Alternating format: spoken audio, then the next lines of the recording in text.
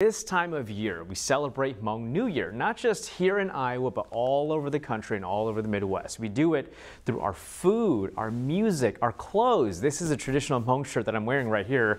This is all rooted in our history. Knowing our past has springboarded Hmong people into the mainstream, especially the last couple of years, as these people you're about to hear from this morning have seen, from Olympic gold medalists to award-winning celebrity chefs.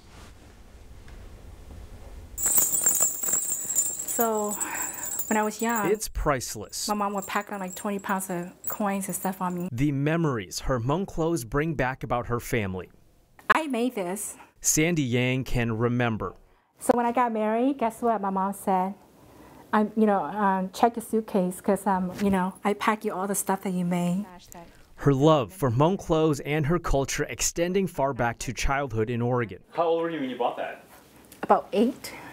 Oh, wow. So yeah, I worked hard strawberry picking, and I bought it for myself. Now a mother herself, Sandy comes to life this time of year as Hmong people all over the country, including right here in Iowa, celebrate the Hmong New Year. It's a time to step out and just be Hmong and be proud. For Sandy, the last few years, especially the proud part, has been loud. I think it's amazing. Amazing to celebrate that pride here in Iowa and share it. As Sandy puts it, being Hmong is being connected. So in the last few years, seeing glass ceilings broken all over the country, world history made, she hopes her daughters envision that for themselves. There's someone who is just like you out there making it big. You could if you want to. And to find two people who have inspired her. Just head up I-35 north to St. Paul and Minneapolis. There, yeah, it's great. You find John Lee and Yeev Thoj, parents of gymnast Sunisa Lee, the first Hmong Olympic gold medalist ever. You know, right now, not only that we're seeing other younger kids, not just the boy, but the girls are coming up, and now we have so many girls successfully out there in the field now. They understand that pride Sandy carries as a mother around St. Paul. Suni's presence is seen. It means a lot for this to be a big deal in Minnesota and in my city. Felt and celebrated, a feat Hmong parents like John and Yang, who came up in a different time, are proud to see. I see little girls that are out there doing gymnastics or out there doing soccer, playing all these kind of sport because wanted to make it big, and a lot of parents are out there supporting their kids, so that was great. Like in our time, we don't have anybody to support us. If you could look at your kids and the thought, you could kind of bond towards how go. Like if you see a kid that could dance, right?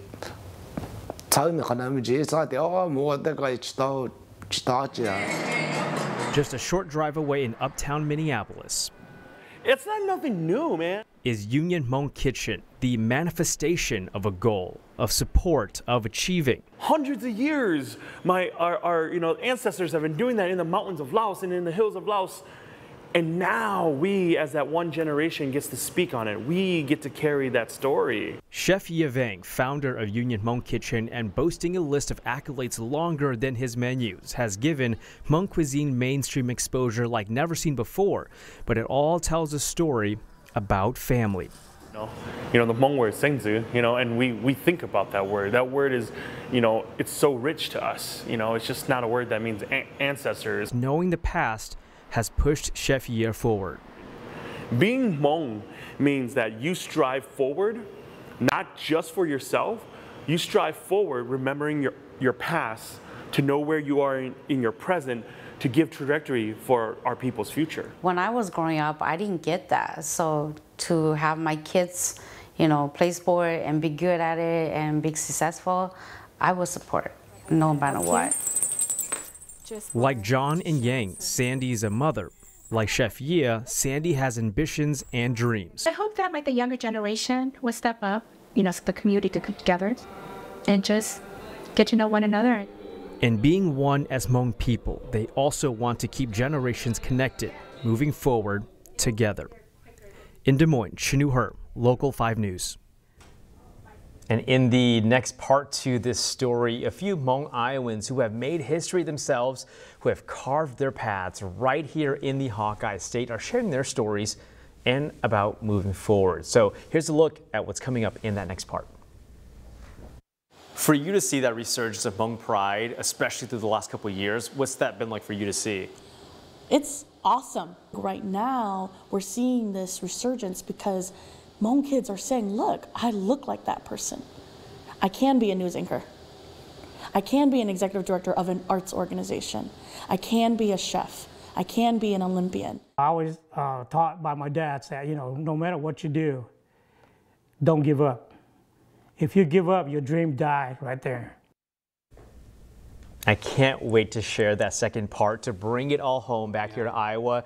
Those two who you just heard from there, I'll introduce you to them in the next story, but they are history makers right here in Iowa and just huge blessings to this community. Yeah, I really appreciate you sharing your community, your culture, and these stories with us, because I mean, these are things that, if you don't seek it out, you won't know about, and I think it's really incredible. So, and awesome story. And these stories are out there. Hmong people, we have history. We have roots here in Iowa. I'm from the Twin Cities, but my dad had relatives who lived here. And so when I moved here, it was really cool to kind of reconnect with that, because a lot of the Hmong people here who I met for the first time when I moved here, they knew my dad's family back then. So I just kind of took the time to seek out those stories, reconnect with some of those people, and I can't wait to share that. So stay tuned. That'll be coming up.